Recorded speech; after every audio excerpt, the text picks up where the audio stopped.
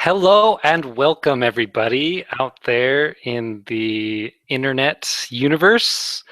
This is Coaching from the Heart. I am your host, Tyler Thurman, and joining me, as always, is my good friend and colleague and co-host, Harold Feddersen.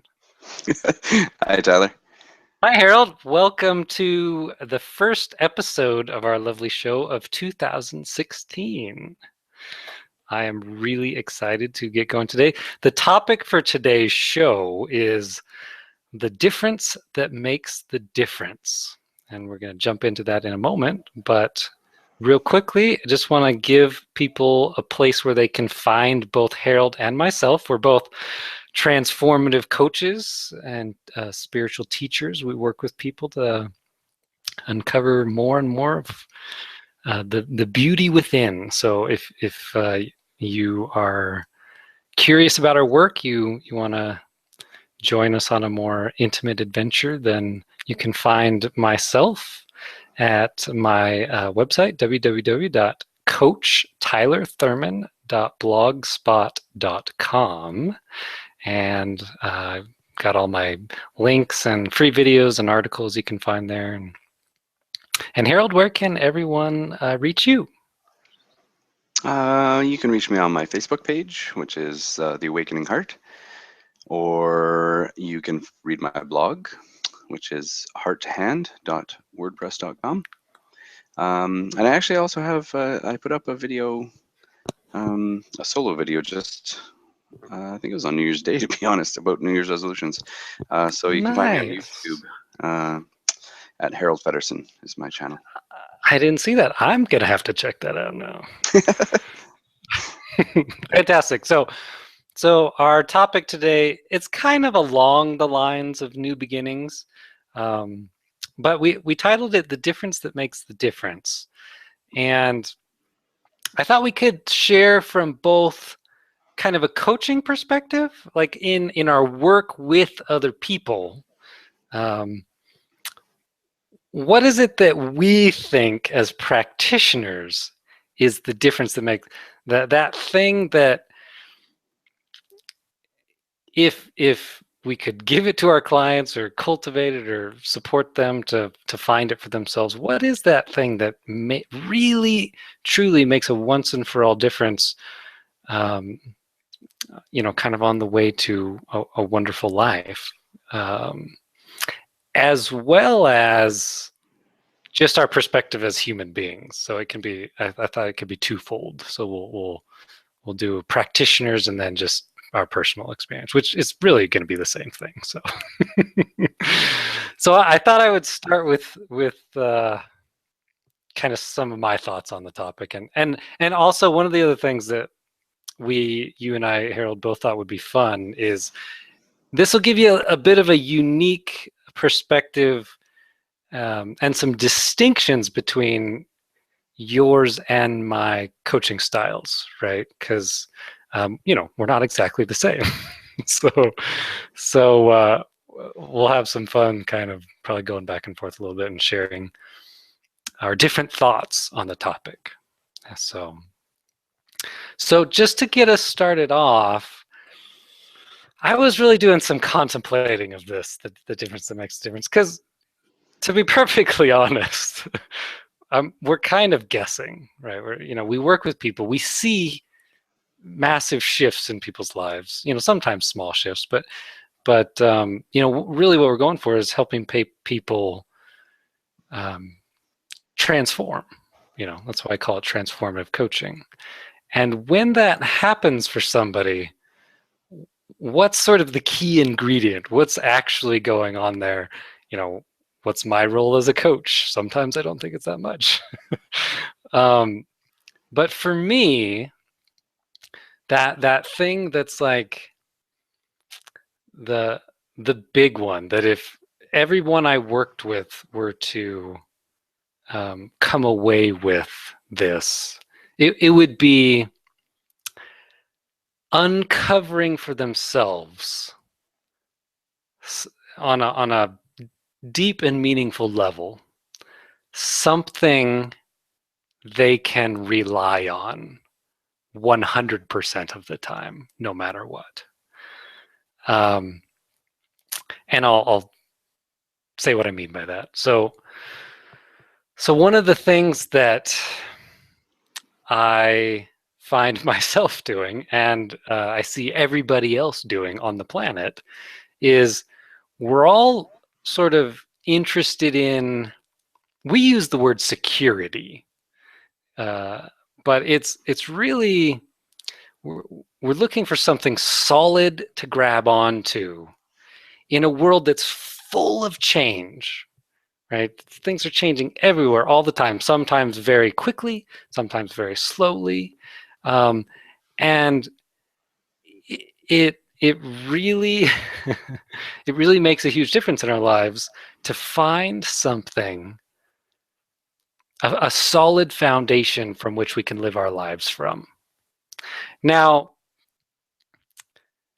that's what exactly is that? is is a is a deeper, longer conversation that I have with people over a period of months and sometimes years. But to put it as simply as I can,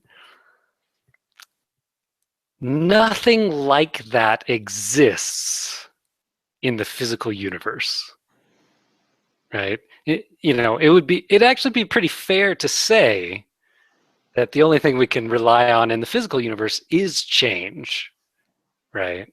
Now, some things are changing very slowly.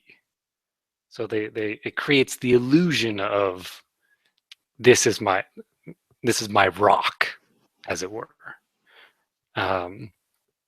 But if you give it enough time, that thing will go away, be taken from you, a change forms in some way. And so you can't actually rely on, so there's kind of the main ones that people try to, they try to build their life on top of a foundation. There's the relationships with other people. There's our careers, and there's our physical health, our body well-being. Those are kind of the three main ones. I don't. There's probably a couple more, but they're not coming to mind. But basically, pretty much everyone I meet, everyone I end up working with, is looking for a foundation in those things. They're looking for something solid, something they can rely on, something they can count on. So when things get tough in their life, that's where they can go for support. They can go for, love and peace and all those wonderful experiences. But the problem with that is they aren't 100% reliable, right? Relationships, they change over time. Every human physical body dies at some point. So that person is going to not be around forever, necessarily. At the very least, they're going to change, right? Our careers, we think, oh, that's a solid thing, and you hear stories all the time. People, they base their entire identity, their life on their job, in it for 40 years, and then they get let go. And they're like, oh God, what do I do?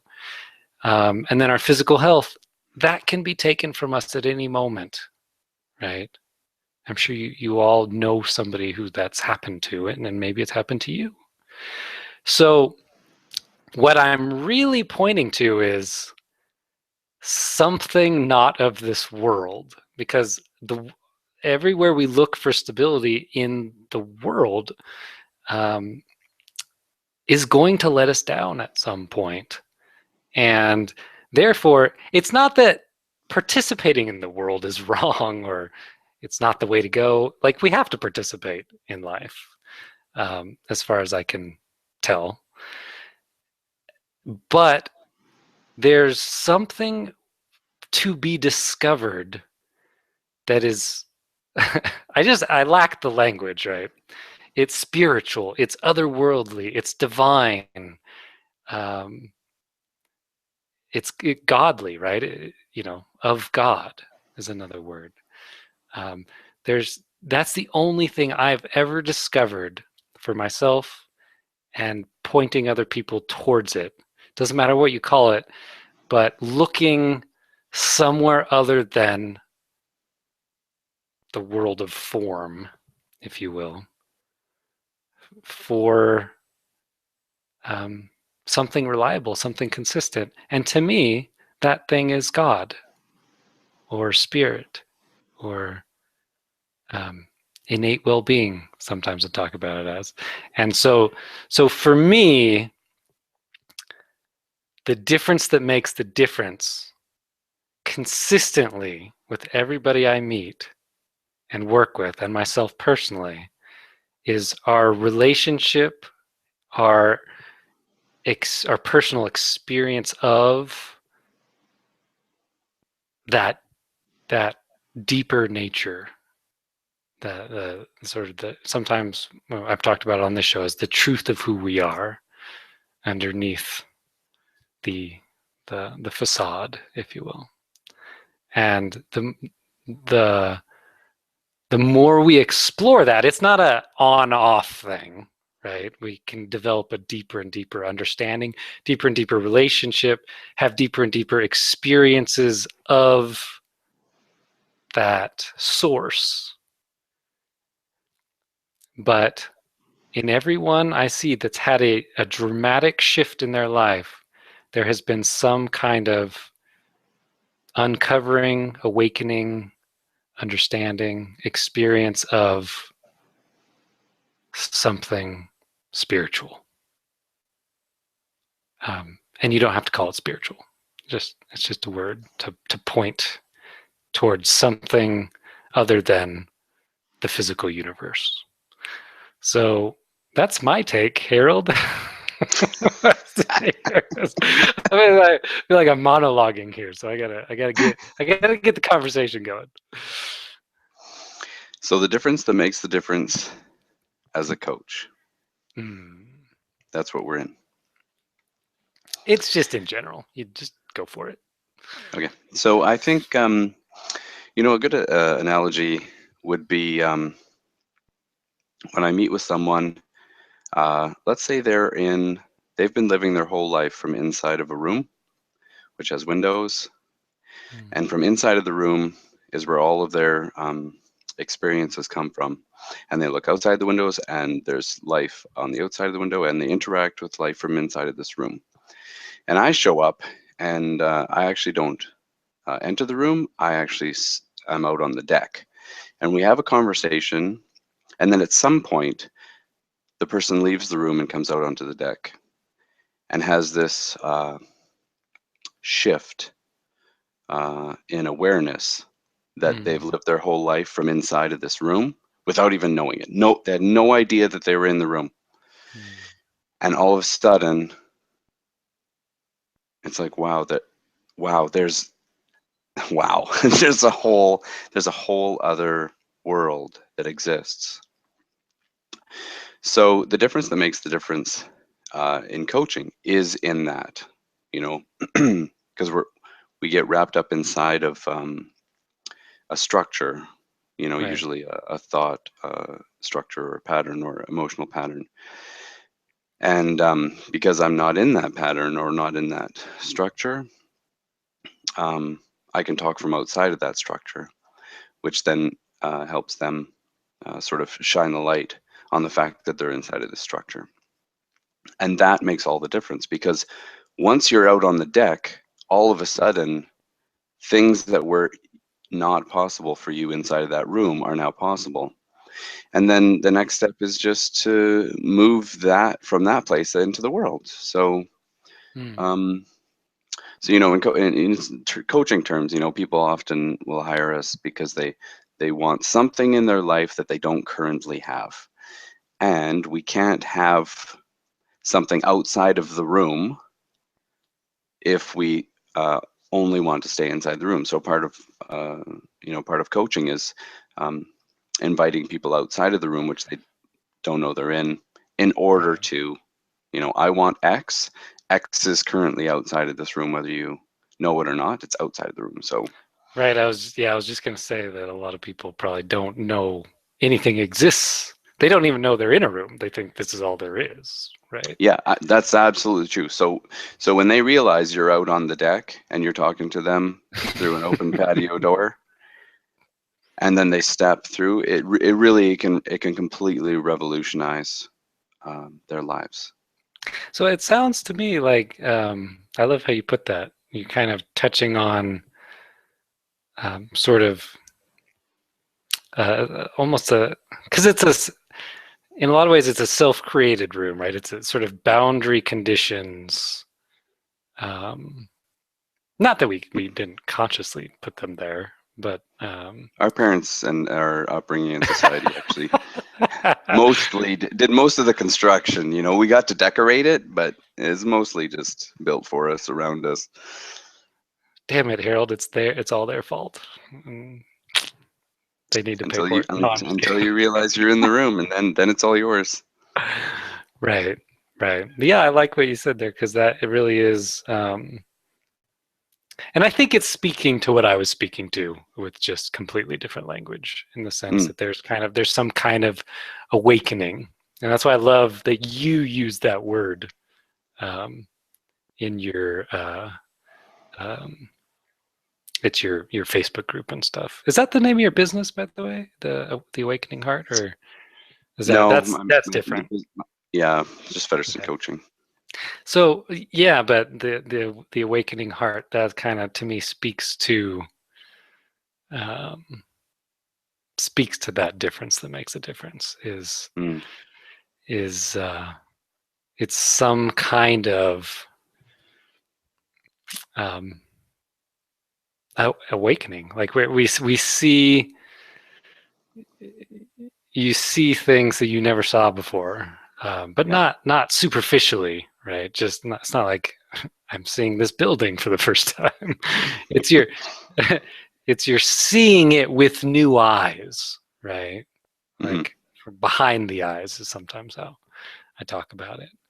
Um, Not literally, but there's a new sight there. We're seeing from a new place, from a different understanding of life, humanity. It could be just our life, right? Uh, there might not be that much altitude to, to your awakening, but it also is, in my experience, um, it can be kind of an unfolding too, right? It's not always although people do tend to report there being a big aha moment, right? Hmm. Um, but that doesn't mean there wasn't a bunch of other aha moments that led up to that one. There can be a Um, long or short trail to the viewpoint, right? yeah, the journey there is going to be unique for pretty much everybody, in my experience. But people get really caught up in that, like, oh, what's the right way to go about this journey, you know? Um, but there is no right way, so that's I think important to focus on. I realized in my sort of intro there, I didn't talk much about the coaching element of it. For me, um, I'd love to just talk about what you think our role as coaches is in facilitating that awakening. Mm. I think probably one of the biggest is I'm just going to say it's probably we're probably both the same, but I'll speak for myself. Um, it's my experience that I can see a person clearer than they can see themselves. Um, because they're inside of the room, um, they often just can't see who they are. Uh, but one of my favorite things is to be with a client and then you just see them. You just see Mm. like their light, and then once you see it, you can speak to it, and then if they're willing to step out of the patio door, they can see it too, and then that's an incredibly powerful moment. Um, Right. but as far as coaching goes, that's one of the big things, is just you can just really see them. Yeah, and it's kind of like being with them. Um, it without even doing really much of anything, can make a huge difference in that regard. Hmm. It's it's cool to be a part of that. Um, yeah, you're right. Because we can see something about them. A lot of ways I think about it in terms of I'm more stubborn than they are in my seeing their divinity than they are in seeing their whatever false self they've created for themselves, whatever you were talking about as a room, kind of whatever boundary conditions they've created with their own thinking. Hmm. um, It's a limited and contained yeah, space. and in that sense it's inaccurate, right? Hmm. If it's not a complete picture, it's an inaccurate picture. Inaccurate understanding of themselves and of how their life works. Hmm. And there's something for me fun about um, I talk about it sometimes as grounding, right? I it's really my only job in a lot of ways is to be so grounded in spirit or essence, or we use a lot of different words to describe kind of the inner beauty. If I'm grounded in that place in me,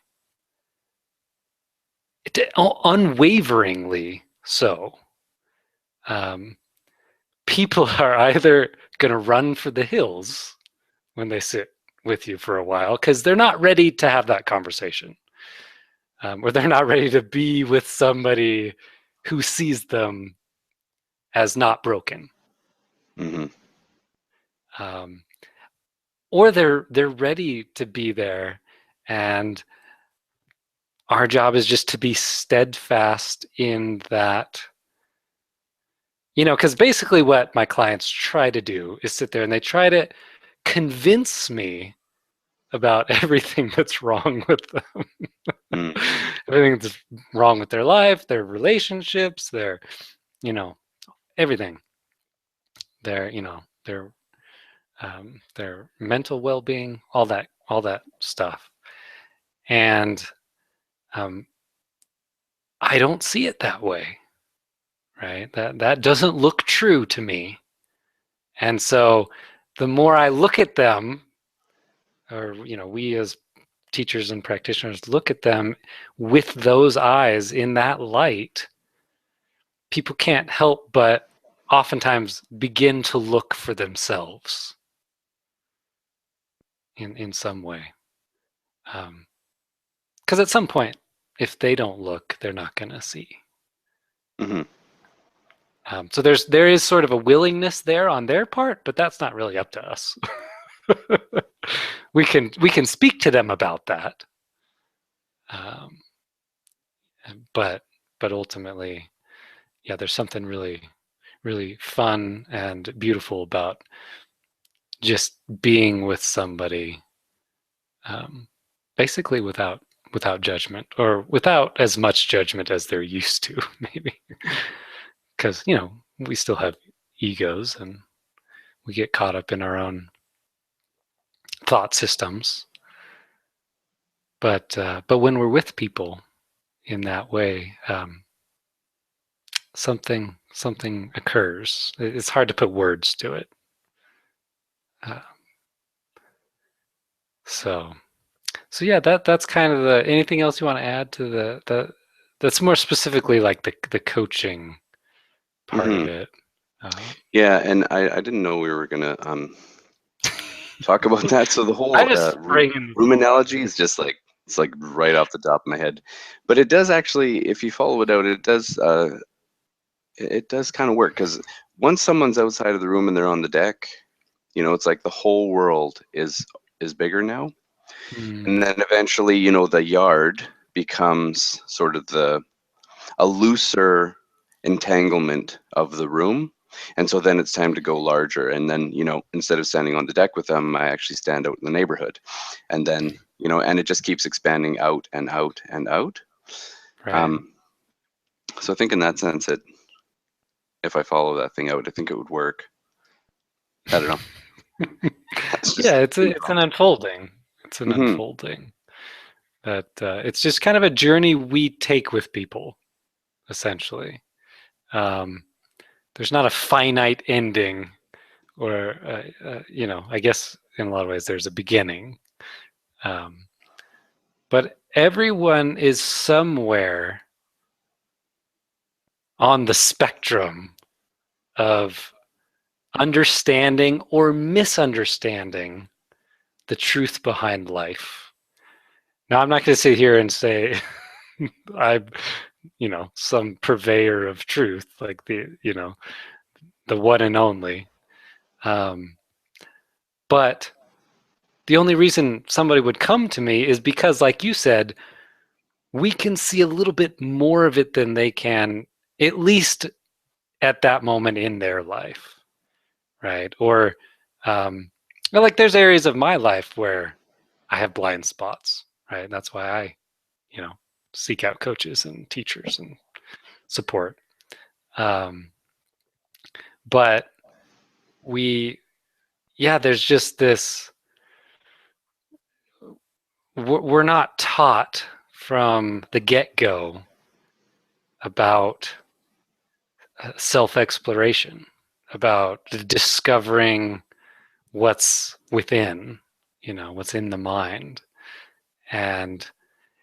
And we don't know that there's all these limitations that we have placed on our infinite capacity for peace and love and joy. We don't know that we've placed restrictor plates on that deeper essence that we all are and we all have access to. And so sometimes it just helps sitting with somebody who sees it a little bit more clearly than you do in the moment, right? And actually, ultimately, I tell all my clients this, or potential clients, that ultimately my goal with people, if I were to have one, is for them to outgrow me, right? For them to see it more clearly than I do. I think some practitioners get caught up in a sort of cycle of dependence, right? Where they think, I need that person so that I can get what I want in my life. And my goal is the opposite. My goal is for you to not think you need me. I one of my mentors used to say, I only came to tell you I didn't need to come. Right? It's within you and me and all of us. And so in a lot of ways we don't do much, right? But the little bit that we do can make a huge difference, to get back on topic, right? So Harold, for you, is that pretty much hold up for your experience of like your own transformations that you've had in your life, like the kind of the big awakenings, if you will? um, it's funny because I've been thinking about this topic, obviously differently. So the difference that makes the difference. So I think there's the on the surface stuff. So the difference that makes the difference, one, Finding certain teachers was a difference that made the difference. Um, that was huge. So my spiritual teacher currently is, or currently, I say currently, like I'm just going through them. You're just Uh, hopping from one to the yeah, next. no, and it's been, geez, 8 years or something like that. Is Audrey Shante, and he has been the difference that makes the difference in so many ways. Mm. Um, and then another difference that made the difference was the coaching program. Mm. Entering in with accomplishment coaching. That was definitely a difference that made the difference. And then I think So you're kind of speaking to the sort of the like physical the thing, forms, yeah, like right? the thing that you do. Yeah, which again can and will be unique for everybody. Oh, of course, yeah. Um, so, but yeah, just personally speaking, like, um, but I think for me, it's worth sort of outlining the distinction that it's not the thing itself necessarily, um, although it sort of is for us, right? But because it's different for everybody, it kind of points to there being something universal behind the teacher, behind the program, behind the book or the course, or the coach, um, and so while people and books and resources are conduits for that sort of, awakening, if you will, it's not necessarily that in and of itself, right? No, it's absolutely not that. No. Yeah, because the But it's next, kind of oh, fun to talk about those things that we've been through, right? yeah, because that's where yeah, because that's where the thing happened, if you will. The specificity, but I always put that in there as a caveat because people like to get really caught up in the form, and so they say, oh, I've got to do it exactly how Tyler did it so that I can have that experience for myself. That's just not the case. No, it's not even close. Yeah. So yeah, so the next step is to go into, um, so just taking those two examples for me, what was the thing under the surface? Mm.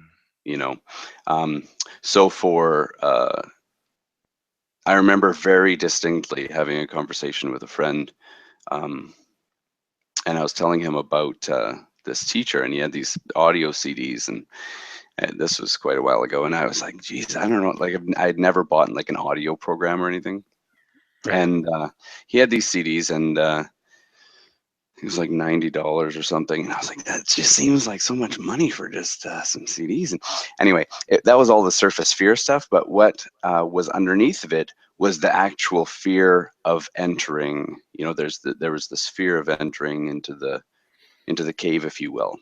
So the difference that made the difference under, because I could say, just go buy those CDs and your life will be, that's not true. Um, so the Right. difference under that was the willingness to step through the fear of what I don't know I'm entering into, Mm. because we often stop at that fear, and the fear, that's just where we stop. We're afraid, so we don't go further. Yeah, kind of afraid of the unknown, or what we'll find, or something new. Um, One of the distinctions I like to use with people is, um, we use the word comfort zone, right? It's kind of a misnomer, actually, in the sense that usually it's not that comfortable, but it's very familiar, right? So our current paradigm of our life, our current thought system and structure, our beliefs, our values, the way that we think, the way that we live, it's so familiar to us that it creates the illusion of comfort, I think. And um, there is a real resistance to exploring something, as you so well said, outside the room, because it's different, right? It's bigger. it's it's there's less, there's more sort of abstraction, if you will. There's less structure. And for me, that's why there's so much value in seeing kind of even though I've probably only glimpsing the big picture, and seeing there's something behind it all, that's always there, even if we don't know what it is. There's no right words you can put to it, but there's something consistent, and not only consistent in my experience, but quite beautiful to be discovered outside the room. And so it's worth exploring, but it's totally understandable that people, myself included, have fear and resistance to stepping out there. Mm-hmm. It's And the scary, closer Harold. you It's scary. the closer you get, so if the room that we were using as the analogy, if the room is the comfort zone, the closer you get to the door, which leads to the deck, the closer you get to the door, the more fear you're going to feel. So if you stay in the center of the room, you're really cozy. If you get closer to the edges, things start getting. So that's what it was for me. I was coming up against an edge, and in that Yeah. instance, I stepped over the edge, and Yeah. nothing's been the same And since. you find but the kicker is you find there's something solid to step onto there, right? You don't plummet off the cliff and into oblivion. I mean, in some ways you kind of do, right? But you just don't hit. There's nothing to hit, right? There's no splat. There is, you sort of stepping out into the mist, if you will, and then you find I'm supported out here. I can actually live my life out here. And whereas that wasn't a possibility before. And my point before, which I was just going to go back to, was, so in other words, I don't call it the comfort zone. I call it the familiar zone. Mm. But that's just totally irrelevant to the deeper layer of this conversation. So yeah, but it's yeah. So sorry, I kind of interrupted you. You're going into the fear zone and coming out the other side. Yeah. So that's what's under the surface of the first difference that made the difference. And then the second one that I brought up, there are lots, right? There are tons of differences that makes the difference. But the second one was entering the coaching program. And it was completely different. That what's underneath of it is completely different than the first example. So the first example, what I was coming up against was my fear sort of entering the cave. So the difference that made the difference was stepping through that fear.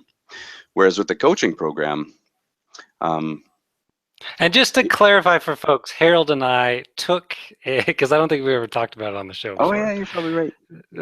Harold and I both participated in our coach training programs with a company called Accomplishment Coaching.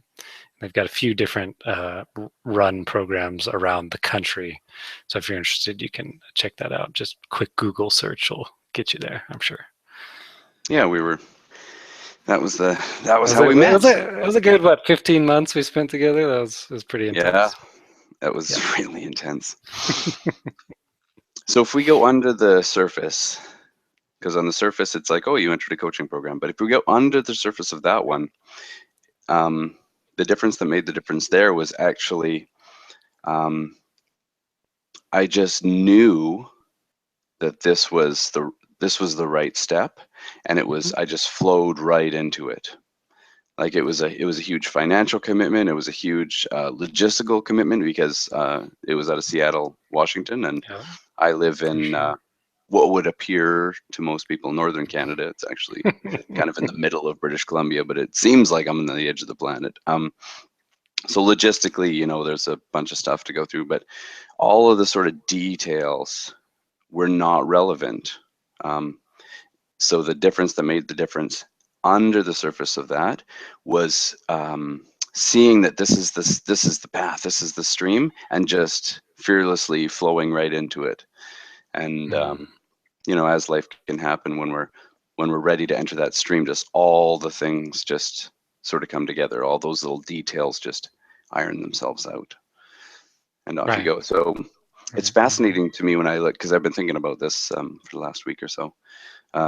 Looking back, you know, that the underneath stuff, like who I'm being, the presence of what I am, was totally different in those two instances. Yeah, I love that you brought that up, because it's funny. I because you brought up the specifics, and I wasn't even thinking about those, right? But I can very easily go back and be like, okay, yeah, this is sort of the journey that I've taken. Like, you know, it was just I was in the moment at the time, right? It's only a journey when you look back, Yeah. but I can very easily sort of pinpoint some of those moments. But they really were, I think, just different flavors of the same thing each time it happened, right? Or each, you know, along the way. While I was in very different places on the planet, very, you know, with very different people, um, uh, that thing under the surface was a very similar thread that runs through all of them, I think, in that it's, you know, sort of the same structure, if you will. It's some kind of deeper seeing or deeper being or deeper knowing. It kind of, those, you could probably use all those interchangeably. There's almost certainly, at least for me, I'll just speak for myself, some element of that in every moment of my life where it's like my eyes were opened a little bit more than they were before. Not my physical eyes, obviously, but sort of inner sight is how it's sometimes talked about, and inner understanding. And I just think it's funny because, you know, I'm glad you brought up the specifics, because, you know, I could lay them off. I kind of got into the world of personal development with neurolinguistic programming, which I don't talk about, do anything with that anymore.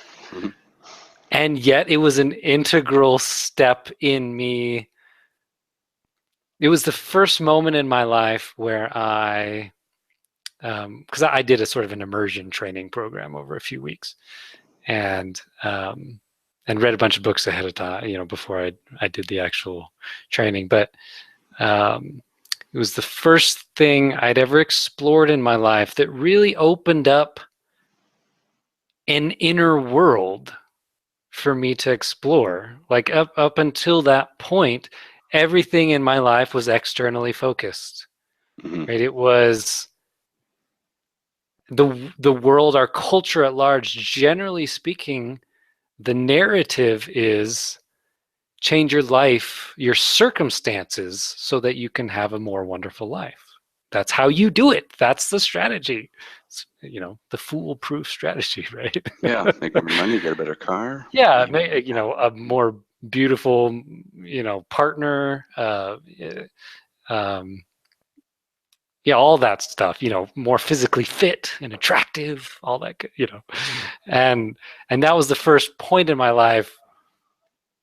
You know, I just didn't know. I didn't know there was an inner world. I kind of knew, like, thinking happens, I guess, and that, you know, I'd tried to control that in the past, but that didn't really help. Um, even though that's kind of what NLP is a little bit. And everything since then, you know, sort of talk about as a sort of a spiritual journey, is more an uncovering of more of that, right? Of more of what is within, not within the body, but within, the mind, or just within us, whoever that is. And sort of uncover, and then you start to realize there's all this stuff that goes on within. There's this mental activity, and then you start to uncover that a lot of it's false. Right? It's just not true. Nobody ever taught me that growing up, but it makes a huge difference to see that. Right? I'm guessing you probably agree. It's just, the more we uncover, the more we see about what's going on behind the scenes, or the more we experience that deeper part of ourselves, the more wonderful my life gets, and the more wonderful the people's who's take the journey with me, their lives get as well. And they don't have, like, it's not a prerequisite. Working with Harold and I, obviously it can't be, but it's, I wouldn't know what else to do with my time. I can't think of a better use of my time than pointing people towards that part of themselves that they haven't yet seen much of, but it's the part of themselves that the more they see of, the more wonderful their life gets.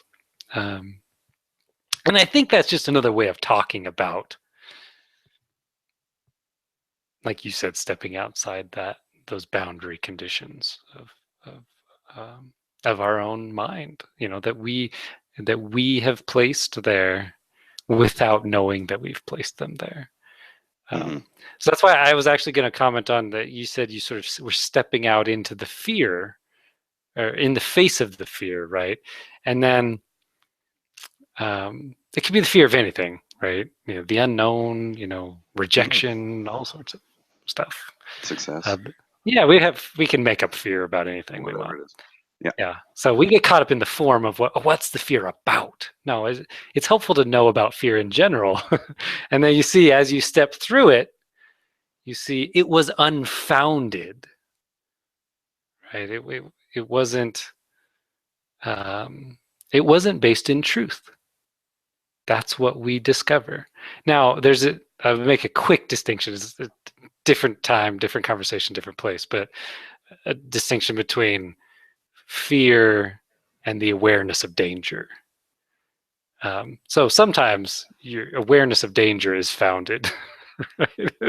It's based on a real bear chasing you in the woods, or somebody actually threatening your physical well-being. Right? That would be awareness of danger. Whereas most fear it's just unfounded. There's nothing of substance there. And the only way we discover that is by stepping into it. I read a quote, I think. Don't quote me on this. I think it was Byron Katie, and I might butcher this, but that's okay. I'm sure Byron Katie would forgive you. She's probably, she'd be okay with it. She's a pretty enlightened cat. Yeah, she's fine. It's we're only ever afraid of not getting what we're reaching for, or we're afraid of losing what we're holding on to. And I think that's generally what it is. Yeah. And there's just so, and that kind of actually takes me back to where I started, at least, which is sometimes I talk about is a love not of this world. That's how my main spiritual practice, a lot of is I study the text, A Course in Miracles, and it talks about that essence or inner inner light as a love not of this world. Um, and for me, the more I explore that, the more I discover that, the more I release all of the boundaries I've created between me and that, um, the less a lot of those fears, the less relevant those fears are, right? Because in a lot of ways, what do we have to be afraid of when there is this infinite capacity for love in our heart and our spirit that can't be taken from us? This infinite capacity for peace and joy. It doesn't mean you're going to feel it, you're going to be in it 100% of the time. That's not my experience. But an infinite capacity to see that, to experience it, to be that in any moment. I know that exists, and in those moments where I know that exists, there really truly is nothing to fear. And so as I love how you put it, Harold, as we step out into the world, we step outside the room that we previously thought was all there is. It becomes a completely different experience of life going forward with something to hold on to, not sort of desperately grasping at it, right? But something we can go back to again and again and again, which is always with us. And just knowing that something like that exists, and it doesn't just exist, it exists within all of us, is just so comforting to me. And for me, it really paves the way for a life. I want to use the word extraordinary life, but it's available to all of us, so that would make it unextraordinary. Right? It's not realized for most people, but it's available to all people.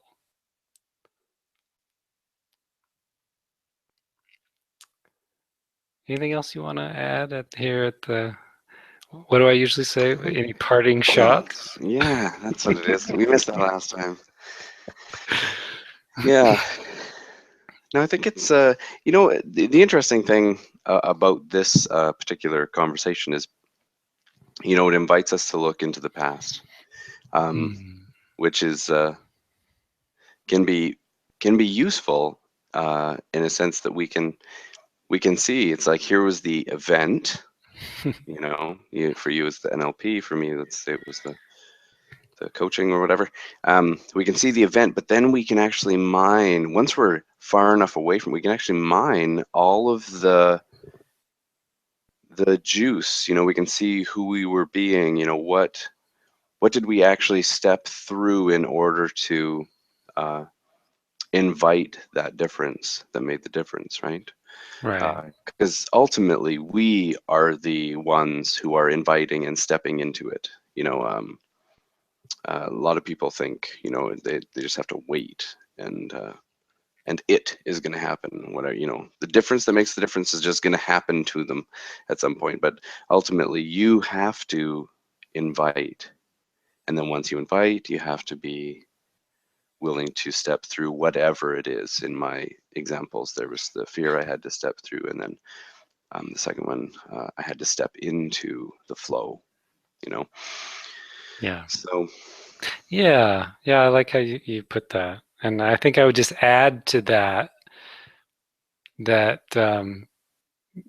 yeah, because I think you were kind of speaking to this, the sort of, there's a willingness. That's really where that's really all you need to start. If you're sort of out there saying like, well, I don't even know where I would begin to explore this for myself, that difference that makes the difference. If you're sitting there and your life, looks, for lack of a better term, shitty to you, it looks like a mess. It looks like it's broken. Um, all it takes is a willingness. Um, I think you and I have used the word surrender before. Hmm. That I really like as well. Just kind of hop on. Say you know, there's a tipping point, I think, for a lot of people where we say there's got to be something different than this, and that's what sparks us to be willing to look in a different direction for that difference, right? Whatever it is, it's intangible. It's words are meaningless, really, for the most part, when we're talking about it. But looking for that thing that's gonna transform your life, um, all you have to do is be willing. And really, even in a lot of ways, we don't have to force that, right? We just will find ourselves in a place where, okay, everything I've tried didn't work, right? All this external searching, the manufacturing expedition, the self improvement, the fix it jobs, and you get to that end place and you say, this is it. I thought it would be better. You reached the goal. You did the 10-week program of making yourself into a better person. What do we say here? The 10-step or 7-step 10 steps to complete enlightenment or whatever. to a better life. Yeah. Yeah, I did the processes. I did hundreds of different processes. If you're like Harold and I, that's probably your story. Um, and it all kind of sort of worked, but not really, right? And and then you get to that place and you say, okay, I'm ready. I'm ready. I'm ready to explore this kind of in a different light. Um, oh, I thought you were going to say I muted myself. No, I had another parting shot actually. Okay, yeah, keep parting. I like it. Because I sometimes forget this one, which is hilarious to me. But if you look back at all of the differences that made the difference, the one thing you'll find is that the call to the whatever the thing is comes from the heart, not from the head. Mm. Like the Oh. reason why we enter all of these 7-step, 3-step, 10-step, 20 weeks, 4 days, whatever it is, the reason why we enter into those is because we're in an internal conversation in our head about something that's wrong. And if you look back at the real differences that made the difference, it was actually your heart that asked for it, that Mm. invited you to it. So the difference that makes the difference, in my experience, always comes from the heart. Oh, I love that you said that. Yeah, I can't believe we left that out. No, I think it was in there. We just didn't use that language, right? But I don't know. because yeah, and what another way of talking about it is just like it's not the intellect, right? It's not something that can be analyzed in the way that we're taught to analyze things in school, Hmm. right? It's different. I don't really know what it is. I know it's different though. Um, and that's you put it as well as anybody could put it. I think it comes from the heart. Hmm. And even if you're in that heady space, it's also kind of nice to know that that's probably right where you need to be to at some point get you to a place where you'll be willing to look from the heart, right? Hmm. Because it will continue to not work as you continue to look where it isn't. Sometimes I use the analogy of looking in the sock drawer for your t-shirt. Right? It doesn't matter how hard you look in the sock drawer, how focused intensity, right? If it's not in there, it's not in there. And, most people most of the time are just very simply, they're looking in the wrong direction. Another way of saying that would be they're looking with their head, right? They're Mhm. trying to find it physically, oftentimes. And it's just somewhere else, right? One of my mentors, I think I first heard this from Michael Neal, one of my just wonderful teachers and mentors. He says, look where you don't know where to look. Mhm. And that was infuriating to me at first. But I kind of get what he meant by that, You can't find because it in the room you're in. you can't find it in the room you're in. It's That out was, on the deck or beyond. yeah.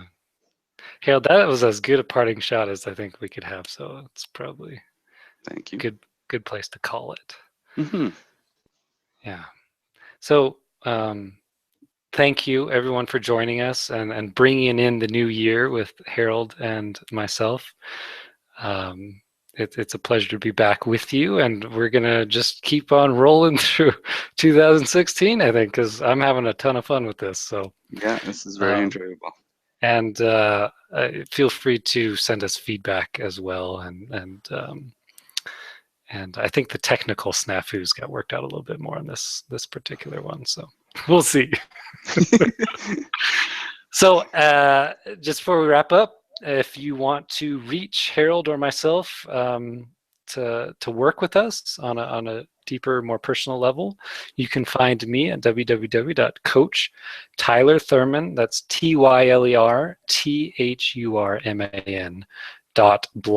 TYLERTHURMAN.blogspot.com.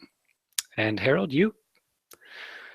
I can be found on Facebook at The Awakening Heart, or my blog, which is hearttohand.wordpress.com, or you can subscribe to my YouTube channel, which is just Harold Feddersen. Fantastic. So until next time, we wish you a very happy new year and all the love you could find in your heart. And we'll see you next time.